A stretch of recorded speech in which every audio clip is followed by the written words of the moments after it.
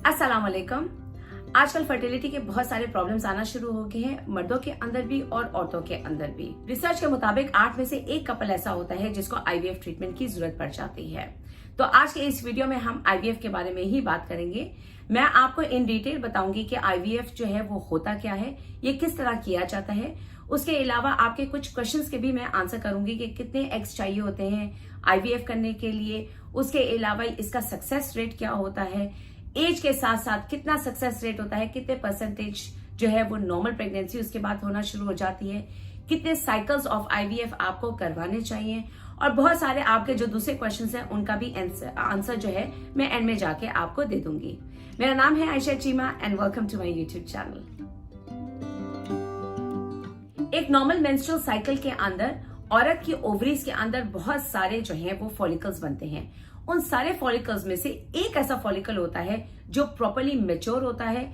उसमें से फिर ओव्यूलेशन पे जाके जो है एग रिलीज होता है, जो बाद में ट्यूब में जाके जो है स्पर्म के साथ मिल जाता है, उसकी फर्टिलाइजेशन हो जाती है और फिर प्रोसेस स्टार्ट हो जाती है बेबी की प्रोडक्शन की। आईवीएफ के अंदर क्या होता है कि फॉलिकुलर फेज के अंदर बहुत सारी ऐसी मेडिसिन दी जाती हैं औरत को कि उसकी ओवरीज के अंदर बहुत सारे फॉलिकल्स प्रोड्यूस हों और ये बहुत सारे फॉलिकल्स जो हैं उनका साइज भी बड़ा हो, यानी कि एक मैच्योर डोमिनेंट फॉलिकल बनाने की बजाय बहुत सारे डोमिनेंट मैच्योर फॉलिकल्स बने ताकि ज्यादा मैच्योर एग्स जो हैं वो मिल सकें। अगर फॉर एग्जाम्पल आपकी ओवरीज में से 12 मैच्योर फॉलिकल्स जो हैं वो निकाले जा रहे हैं, ठीक है, तो उन 12 मैच्योर फॉलिकल्स में से सिर्फ 80% यानी कि 80% फॉलिकल्स ऐसे हैं जो प्रॉपर्ली मैच्योर हुए हैं। तो 12 में से 10 एग्स ऐसे हैं जो वायबल होंगे, जो प्रॉपर्ली मैच्योर होंगे। अब इन 10 एग्स को जो है फर्टिलाइज किया जाता है या तो एक डिश के अंदर, लैब के अंदर, जहां पे स्पर्म्स जो है वो उस डिश के अंदर डाल दिए जाते हैं और नेचुरल प्रोसेस के थ्रू जो है ये अंडे जो है वो स्पर्म्स के साथ फर्टिलाइज हो जाते हैं, ठीक है। या फिर इक्सी किया जाता है। इक्सी उन केसेस में किया जाता है जहां पे मेल के अंदर, आदमी के अंदर भी फर्टिलिटी प्रॉब्लम्स है, या उनकी स्पर्म की क्वालिटी अच्छी नहीं है, या उनकी मोटिलिटी, स्विमिंग पावर अच्छी नहीं होती है, तो उसमें डायरेक्टली स्पर्म्स का इंजेक्शन जो है वो अंडे के अंदर लगा दिया जाता है ताकि फर्टिलाइजेशन हो जाए। अब इस स्टेज में भी जो है डिफरेंट एग्स जो हैं वो डिफरेंट प्रोसेस के थ्रू जाते हैं। अगेन इसमें 80% फॉर एग्जाम्पल हम ले लेते हैं कि 80% जो एग्स हैं वो प्रॉपर्ली मैच्योर हुए हैं और फर्टिलाइज हो गए हैं स्पर्म्स के साथ, ठीक है। तो 12 फॉलिकल्स के साथ हमने स्टार्ट किया था। 12 अंडे जो है वो ओवरीज में से निकाले गए थे, जिसमें से 10 अंडे ऐसे थे जिनको फर्टिलाइज करने की जरूरत पड़ी थी। उसके बाद उन 10 अंडों में से 8 अंडे अब ऐसे हैं जो प्रॉपर्ली स्पर्म्स के साथ फर्टिलाइज हो गए हैं। अब इस स्टेज के बाद ये जो 8 अंडे हैं जिनकी फर्टिलाइजेशन होती गई है स्पर्म्स के साथ, इसके बाद अब प्रोसेस स्टार्ट हो जाती है एम्ब्रियो की फॉर्मेशन की, यानी कि छोटा बेबी बनने की फॉर्मेशन की, ठीक है। सेल्स डिवाइड होने की प्रोसेस जो है वो शुरू हो जाती है और ये लैब के अंदर होती है 5वें और 6ठे दिन, ठीक है। फर्टिलाइजेशन होने के 3रे दिन में जो है एम्ब्रियो के अंदर कम से कम 6 से 8 सेल्स जो हैं वो होने चाहिए। एम्ब्रियो यानी कि आपके बच्चे की बनने की प्रोसेस में 6 से 8 सेल्स जो हैं वो होने चाहिए। ये सेल्स बनके जो है आपका बेबी बनाते हैं। जो मेन प्रोसेस है वो 3रे दिन के बाद स्टार्ट होती है, जब सेल्स जो हैं बहुत सारे डिवाइड होना शुरू हो जाते हैं और उसको हम कहते हैं ब्लास्टोसिस्ट। ये ब्लास्टोसिस्ट होता है जो 5वें या 6ठे दिन जो है वो औरत के अंदर ट्रांसफर किया जाता है। तो ये मेन फेज होता है। इसमें बहुत सारी ग्रेडिंग मौजूद होती है। 3रे दिन भी ग्रेडिंग की जाती है, फिर उसके बाद 5वें या 6ठे दिन भी जो है वो ग्रेडिंग की जाती है कि एम्ब्रियो जो है वो कितना हेल्दी बन रहा है, उसके अंदर सेल्स किस तरह डिवाइड हो रहे हैं। वो डिफरेंट क्राइटेरियाज होते हैं, ठीक है।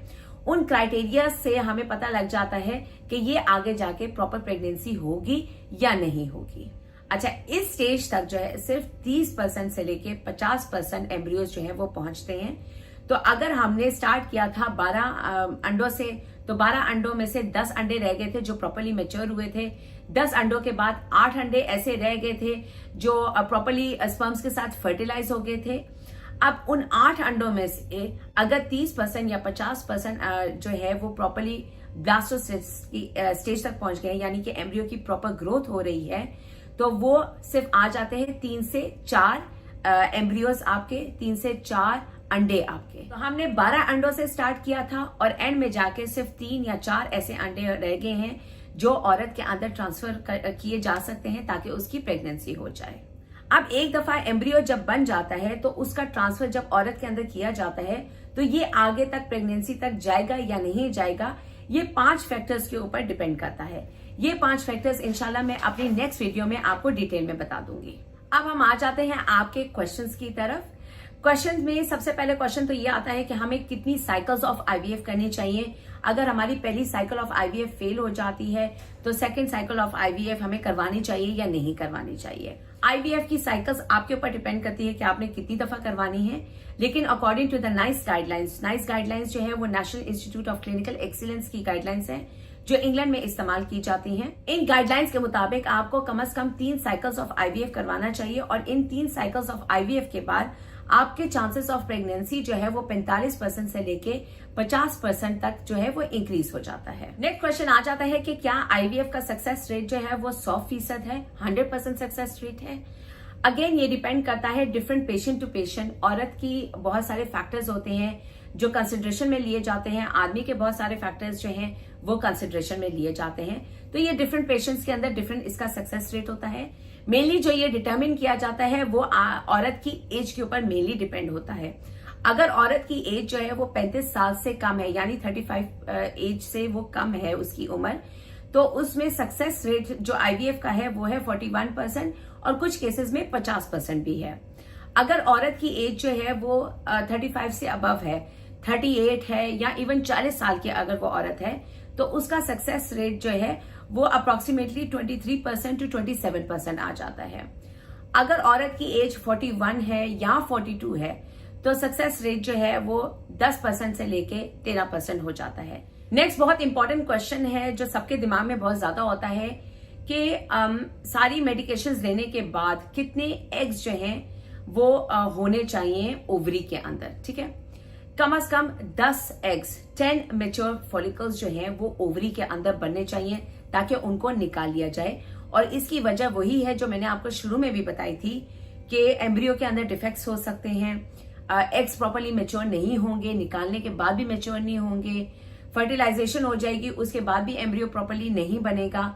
तो इसलिए बहुत ज्यादा इंपॉर्टेंट है कि ज्यादा फॉलिकल्स जो हैं वो मेच्योर हों। नेक्स्ट क्वेश्चन आ जाता है कि अगर हमारे 3 से 4 जो है सिर्फ मेच्योर फॉलिकल्स जो हैं वो निकले हैं हमारी आईवीएफ की प्रोसेस में, तो क्या इसकी सक्सेस रेट होगा प्रेगनेंसी का कि नहीं होगा। बेसिकली टू बी ऑनेस्ट 3 से 4 अगर आपके मेच्योर फॉलिकल्स निकल रहे हैं सिर्फ, तो चांसेस ऑफ आईवीएफ सक्सेस जो है वो कम हो जाता है, क्योंकि आपको मैंने पहले भी बताया था कि शायद वो फॉलिकल्स बाहर निकल के प्रॉपर्ली ग्रो ना हो। तो इसलिए बेहतर यही है कि ज्यादा फॉलिकल्स जो है वो प्रोड्यूस हो। अब नेक्स्ट क्वेश्चन आ जाता है कि एम्ब्रियोज किस तरह ट्रांसफर किए जाते हैं। अगर 10 मेच्योर एम्ब्रियोज बन गए हैं तो क्या 10 के 10 औरत के अंदर ट्रांसफर कर दिए जाते हैं। ये डिपेंड करता है आपके डॉक्टर के ऊपर, उसके अलावा डिपेंड करता है आपकी एज क्या है। अगर आपकी एज जो है वो 35 से कम है तो लाइकली चांसेस यही होते हैं, डॉक्टर का डिसीजन यही होता है कि वो एक एम्ब्रियो आपके अंदर जो मेच्योर एम्ब्रियो हो रहा है, जो प्रॉपर्ली ग्रो हो रहा है, जो सबसे हेल्दी एम्ब्रियो है, वो आपके अंदर ट्रांसफर कर दे और फिर आहिस्ता आहिस्ता वो जो है आपके बच्चेदानी की वॉल के साथ अटैच हो जाए और आगे जाके नॉर्मल प्रेगनेंसी हो जाए। ठीक है, अगर आपका एज जो है वो ज्यादा है तो फिर डॉक्टर जो है वो 2 एम्ब्रियोज भी ट्रांसफर कर सकता है, 6 एम्ब्रियोज तक भी ट्रांसफर किए जा सकते हैं। अगेन डिपेंड करता है कि डॉक्टर उस टाइम पे क्या डिसीजन। अब नेक्स्ट क्वेश्चन आ जाता है कि अगर एक एम्ब्रियो उन्होंने ट्रांसफर कर दिया है तो बाकी एम्ब्रियोज का क्या होता है। ठीक है, एक एम्ब्रियो ट्रांसफर करने के बाद देखा जाता है कि ये प्रॉपरली बच्चेदानी के साथ की वॉल के साथ अटैच हुआ है, ये प्रॉपरली ग्रो कर रहा है या नहीं कर रहा है, क्योंकि मिसकैरेज भी हो सकता है आईवीएफ की ट्रीटमेंट के बाद। उसके लिए वो पहले से डॉक्टर प्रिपेयर कर लेता है, तो जो आपके बाकी एम्ब्रियोज हैं उनको फ्रीज कर दिया जाता है। तो इन केस आपकी आईवीएफ जो है वो सक्सेसफुल नहीं होता है तो आपकी नेक्स्ट साइकिल के अंदर नेक्स्ट एम्ब्रियो को वो ट्रांसफर कर देते हैं औरत के अंदर ताकि उसकी नेक्स्ट प्रेगनेंसी हो जाए। अब नेक्स्ट क्वेश्चन आ जाता है कि क्या पीसीओएस के पेशेंट के अंदर जो आईवीएफ का सक्सेस रेट है वो कम हो जाता है।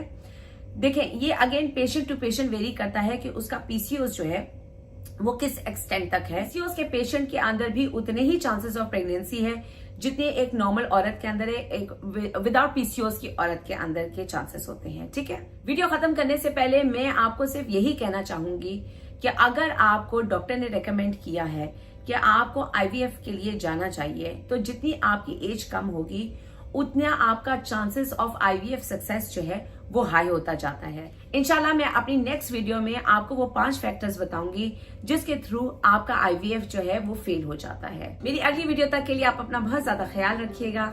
अल्लाह हाफिज।